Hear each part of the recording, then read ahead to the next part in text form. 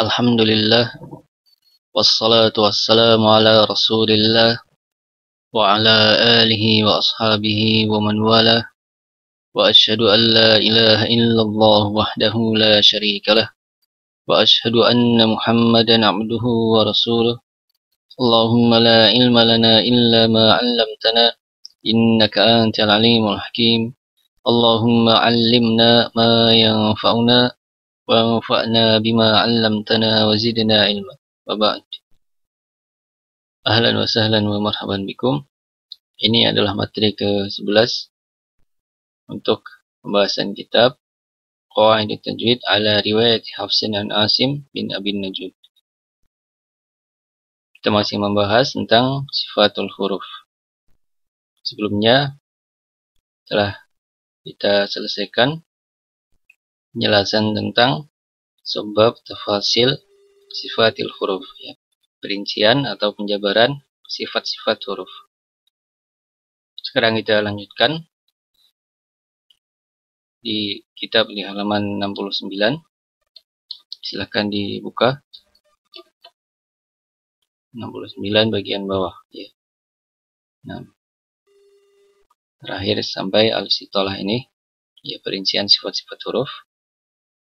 Sekarang yang ini, ya, tentang aqsam sifatil huruf, jenis-jenis sifat-sifat huruf.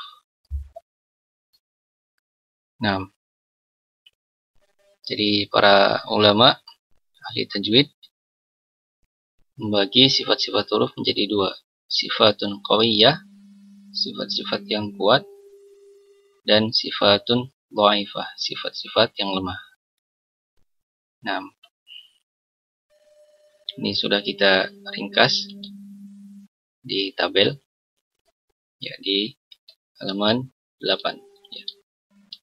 Silahkan dibuka. Nah, halaman 8 yang ini.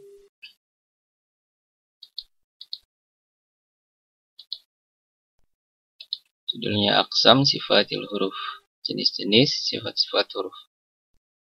Yang pertama sifatun qawiyah, sifat-sifat yang kuat. Ada al-jahr, wasyiddah, wal-isti'la, wal-intibaq, wal-ismat, wal-safir, wal-qalqalah, wal-takrir, wal-inhiraf, wal-tafasyi, wal-istitalah, wal-gunna fil mim, wal-nun. Nah, ini sudah kita bahas semua, ya. Jadi dihafal ini.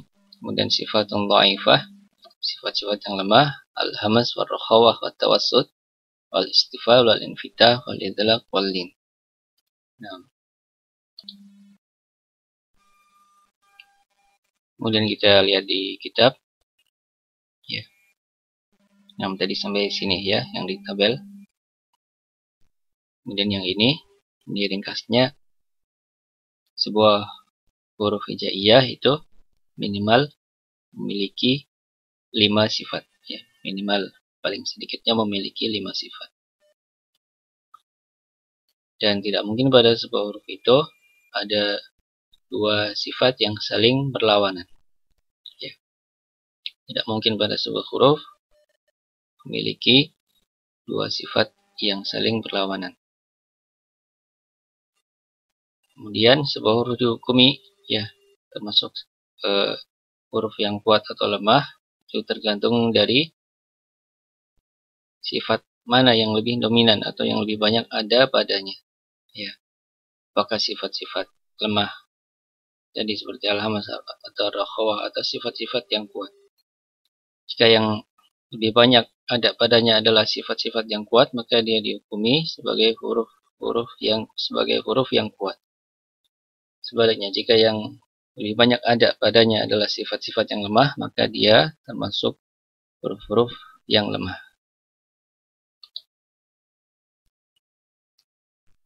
Nah, kemudian jika sama, ya, pada huruf itu jumlah sifat yang kuat dan sifat yang lemah itu sama, maka dia dihukumi termasuk huruf mutawasit, huruf pertengahan, huruf yang memiliki sifat pertengahan antara kuat dan lemah. Nah, kemudian Langsung ke sini. Aqwal huruf alal itlaq. Huruf yang paling kuat secara mutlak adalah huruf ta. Huruf yang paling kuat secara mutlak adalah huruf ta. Karena pada huruf ini terkumpul 6 sifat kuat, ya, sifat-sifat yang kuat semuanya, dan tidak ada sedikit pun sifat-sifat yang lemah. Kemudian lawannya, apa huruf yang paling lemah? Huruf hijaiyah yang paling lemah. Wa'alaful huruf yang alal itlaq al-fa, yaitu huruf fa. Ya, bisa ditandai di stabilo. Huruf yang paling lemah adalah huruf fa.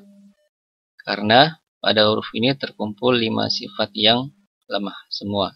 Ya, semuanya sifat-sifat lemah dan tidak ada sedikit pun sifat yang kuat padanya. Nah, itu tentang bagian sifat-sifat huruf. Kita lanjutkan subbab berikutnya, alqabul huruf. Alqab ini jamak dari laqabun, artinya gelar. Ya, gelar atau julukan, sebutan. Nah, ada 10 ya, julukan huruf. Oke. Di sini ya sampai halaman 72. Sudah kita ringkas di tabel. Ini ya, alqabul huruf. Ada 10 gelar atau sebutan untuk huruf-huruf hijaiyah. Kita baca rakam awal, nomor yang pertama, al-laqab, sebutannya al-huruf al-halqiyah. Al-halqiyah.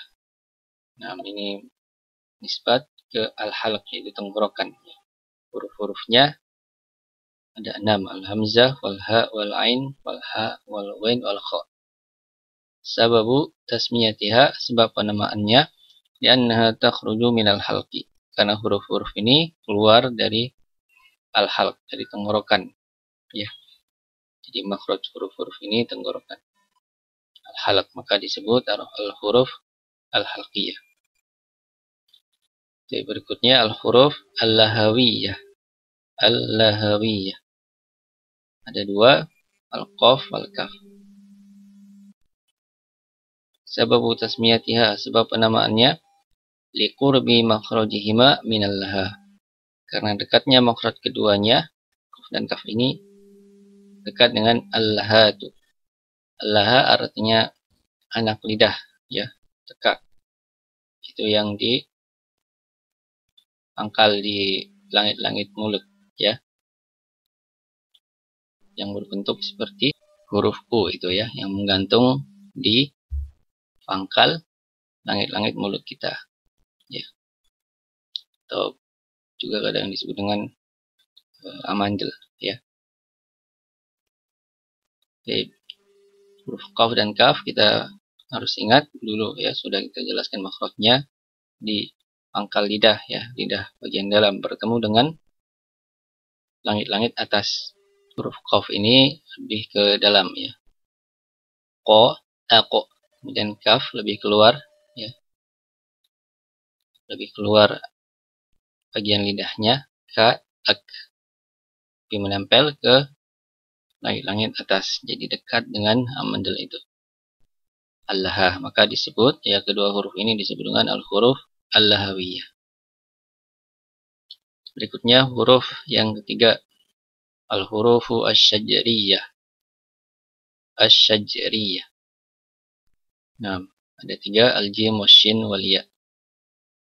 Wa yazidu ba'dhum ad-dhad. Dan sebagian mereka, sebagian ulama tajwid menambah 1 huruf lagi, yaitu dhad. Sebab penamaannya, asy-syajriyah ini artinya lubang mulut, ya. Kenapa disebut seperti itu? Li'anna makhrajaha, karena makhraj huruf-huruf ini, jim, shin, ya, dan juga dhad, yuhadhi, sejajar, ya, ma bainal lahyain, yuhadhi, sejajar dengan ma bainal lahyain, apa-apa yang ada di antara 2 tulang dagu. Al-lahyain ini artinya 2 tulang dagu, ya. Kama annahu muntabaqul fami wa munfarajuhu, Sebagaimana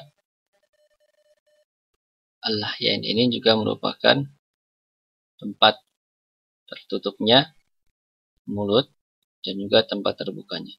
Ya. Jadi dua tulang dagu. Jadi pertemuan dua tulang dagu atau tulang rahang, ya, rahang atas dan rahang bawah. Jadi pangkal lubang mulut, ya, lubang mulut bagian yang paling dalam.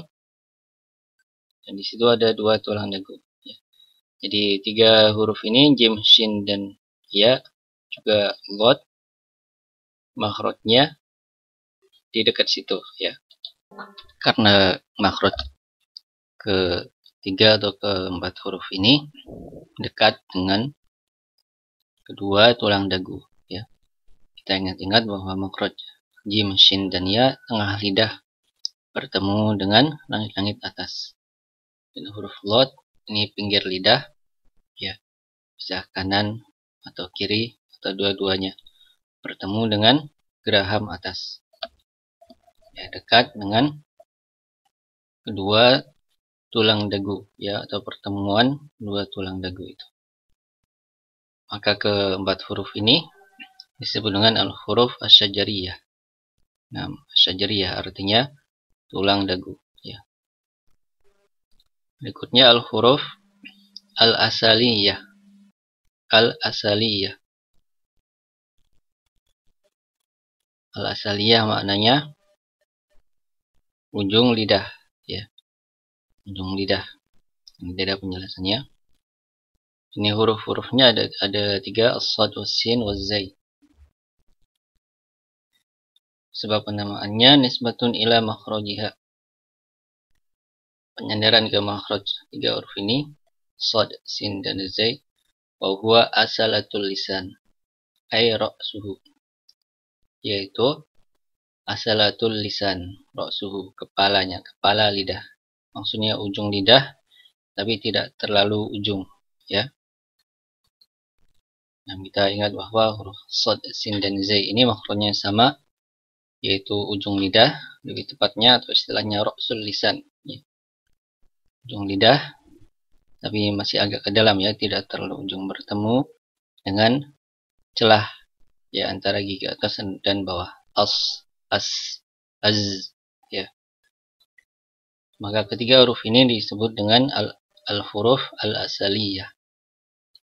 Nah, al-asaliyah artinya ra'sul lisan, ya, ujung lidah, tapi masih agak ke dalam, ya. Baik. Berikutnya al-hurufu an-nata'iyah. Nah, ada tiga, at-ta, wad-dal, wat-ta. Sebab penamaannya nisbatun ila makhrajiha, penyandaran ke makhraj ketiga huruf ini, fa innahu yantabiqu ala nat'il qar al-a'la. Ya, karena makhrajnya yantabiq, ya, merapat atau menempel ke nat'i, artinya bagian depan, ya, dhahru, nat'i bagian depan, al-ghar ini langit-langit mulut, al-a'la yang paling atas, ya. Maksudnya langit-langit mulut yang dekat dengan gigi, ya. Nah, yang ada bagian kasar-kasarnya itu kalau kita rasakan dengan lidah, ya. Kita ingat bahwa huruf ta, dal, dan ta ini makhrajnya sama, ujung lidah dan pangkal gigi seri atas, ya, atau langit-langit mulut yang paling dekat dengan gigi, ya. Alto, ad, at, ya. Di ujung lidah kita menempel dengan langit-langit mulut yang kasar itu, ya, yang dekat dengan gigi. Nah, ini istilahnya an-nata'iyah. Sehingga ketiga huruf ini disebut dengan al-huruf an-nata'iyah. Berikutnya al-hurufu al-lisawiyah. Al-lisawiyah. Al-lisawiyah ini maknanya gusi, ya. Ada tiga, al-dha, wal-zal, was-sa. Disebut dengan al-lisawiyah karena li'anna makhrajaha qaribun minal lissah. Karena makhraj ketiga huruf ini dekat dengan al-lissah, gusi. ya, dekat dengan gusi. Kita ingat bahwa makhraj ketiga huruf ini sama, ujung lidah dengan ujung gigi seri atas, ya. Ujung lidah menempel ke ujung gigi seri atas, jadi sedikit keluar ujung lidahnya. Al, dan as. Nah, dekat dengan gusi, ya, sehingga disebut dengan al-huruf al-lisawiyah. Laqab atau julukan yang ketujuh, al-hurufu az-zalqiyah atau az-zawlaqiyah. Nah, az-zalqiyah atau az-zawlaqiyah ini artinya ujung lidah, ya. Huruf-hurufnya ada 3, lam, ra, wan nun. Nisbatun ila makhrajiha wa huwa tarful lisan. Sebab penamaannya sebagai penyandaran ke makhrajnya, makhraj ketiga huruf ini yaitu ujung lidah, tarful lisan. Istilahnya ini az-zalq, ya, az-zalqiyah. Nah, al, ar, an, semuanya di ujung lidah. Maka ketiga huruf ini disebut dengan al-huruf az-zalqiyah atau az-zawlaqiyah. Laqab berikutnya al-huruf asy-syafahiyah. Asy-syafahiyah. Syafahiyah ini diambil dari kata syafatu, artinya bibir, ya. Ada 3, al-ba'u wal wawu wal mim. Sebab penamaannya nisbatun ila makhrajiha, penyandaran ke makhrajnya, tempat keluarnya ketiga huruf ini, yaitu asy-syafatu tadi, ya, bibir. Nah, ba, wa, dan mim. Nah, ini mudah difahami, ya. Berikutnya al-huruf al-jawfiyah. Al-jawfiyah dari kata jawf, artinya rongga mulut. Ada 3, al-alif wal wawu wal ya al-jawfiyatan. Nah, alif, wawu, dan ya yang keluar dari rongga mulut. Maksudnya wawu sukun dan ya sukun, ya. Nah, beda dengan yang diharokati. Wawu sukun dan ya sukun keluar dari rongga mulut, ya, lubang mulut. Disebut dengan al-huruf al-jawfiyah karena nisbatun ila makhrajiha alladhi huwal jawf. Penyandaran ke makhraj, tempat keluar ketiga huruf ini, yaitu al-jawf, rongga mulut, ya, lubang mulut. Al-alif wal wawu wal ya. Alif, kemudian wawu sukun dan ya sukun. Kemudian laqab atau julukan huruf yang terakhir, al-huruf al-hawaiyah. Al-hawaiyah dari kata hawa, yang artinya udara atau nafas. Huruf-hurufnya yal hurufu al-jawfiyah as-sabiqu dzikruha. Sama dengan yang ini, ya. Huruf-huruf hawaiyah adalah huruf-huruf jawfiyah yang telah berlalu penyebutannya. Seperti ini sama, ya. Huruf-huruf hawaiyah yaitu alif, kemudian wawu sukun dan ya sukun. Disebut dengan huruf al-hawaiyah karena li'anna sauta, karena suara yamtaddu biha, memanjang dengan huruf-huruf ini, ya. Ketika mengucapkan huruf ini, suara memanjang ma'al hawa, bersama dengan udara, ya, keluarnya udara fil fam, pada mulut, hatta yantahiya ila kharijihi, sampai habis, ya, ke bagian luar mulut, ya. Sehingga ketiga huruf ini, alif, kemudian wawu sukun dan ya sukun, disebut juga dengan huruf mad, ya, karena menjadi sebab perpanjangan, ya, atau dibaca panjangnya huruf sebelumnya. Seperti misalnya dalam kalimat nu, hi, ha. Ini dalam satu ayat, ya. Nu, hi, ha. Nu, ya, wawu sukun, sebelumnya nun. Kemudian hi, ya sukun, sebelumnya ada ha di situ yang berharokat, hi. Kemudian ha, ada alif, dan sebelumnya huruf ha, ya, yang di fathah. Nah, ketiga huruf ini menjadi sebab perpanjangan huruf itu, ya. Nah, atau bisa juga penjelasannya karena ketiga huruf ini kalau diucapkan itu selesainya sesuai dengan selesainya atau berhentinya atau habisnya udara yang keluar dari dalam mulut. Ya, misalnya a atau i, u. Ya, tidak berhenti mengucapkannya ketika udara sudah habis, ya sudah keluar dari dalam mulut. Sehingga ketiga huruf ini disebut dengan al-huruf al-hawaiyah. Nah, karena terkait dengan hawa, ya, udara yang keluar dari dalam mulut jika mengucapkan huruf ini. Nah, ini 10 lakop atau julukan untuk huruf. Dan ini yang bisa disampaikan pada kesempatan kali ini. Aktafi bihadzal qadar wa sallallahu wa sallama ala Muhammad wa ala alihi wa sahbihi wa sallam. Subhanakallahumma wa bihamdik asyhadu an la ilaha illa anta astaghfiruka wa atubu ilaik.